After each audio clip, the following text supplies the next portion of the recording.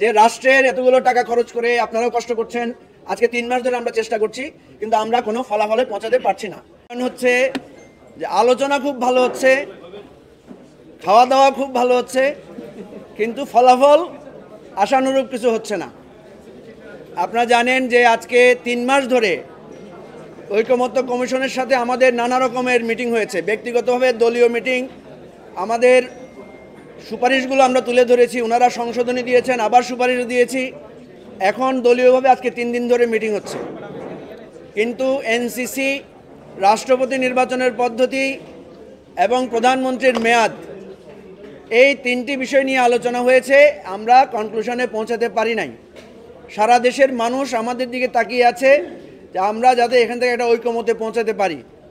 আমার বিশ্বাস দেশের মানুষ চায় এই রাজনৈতিক দলগুলো যারা এত রক্ত দিয়েছে, এত লড়াই করেছে, এত ভালো ভালো কথা বলেছে, নিজেদের বৈষম্যের বিরুদ্ধে এত কথা বলেছে, গণতন্ত্রের জন্য কথা বলেছে, দেশের জনগণ চায় এই রাজনৈতিক দলগুলো একটা গণতান্ত্রিক সমঝোতায় পৌঁছাক।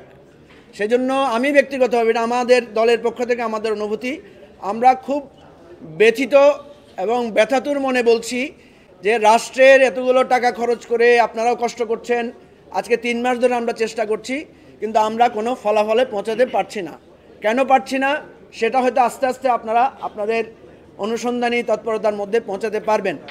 পৃথিবীতে যে কোনো ভালো কাজ করতে গেলে বড়দেরকেই বেশি স্যাক্রিফাইস করতে হয়।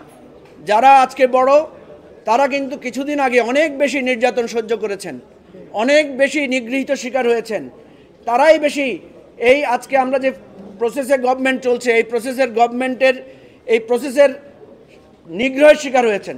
সুতরাং এই প্রসেস যদি ওনারাই পরিবর্তন না করেন, তাহলে কারো পক্ষে এটা পরিবর্তনে ভালো ভূমিকা রাখা সম্ভব না।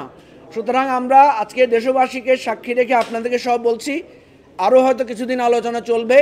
আমরা দেশবাসীর সমর্থন চাই।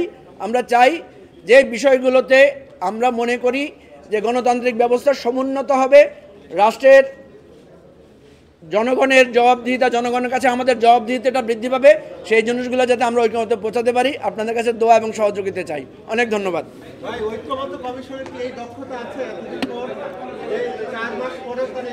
আমরা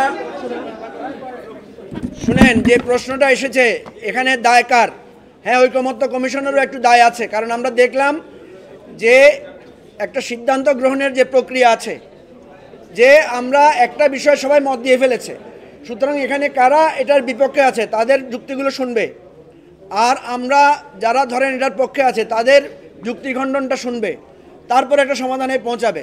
কিন্তু সেইভাবে না গিয়ে 33টা দল আমরা নানাভাবে আলোচনা করছি। আজকে এসে ওনারা বলেছেন যে এক দল থেকে শুধু একজন মতামত দিতে পারবে, আগামী দিনে সেই ধরনের পদ্ধতি হবে। যাই হোক, আমরা তারপরেও আশাবাদী হতে চাই। আমরা চাই যে ইনশাল্লাহ আমরা যাতে একটা ঐক্যমত্যে পৌঁছাতে পারি। Thank you. আসসালামু আলাইকুম।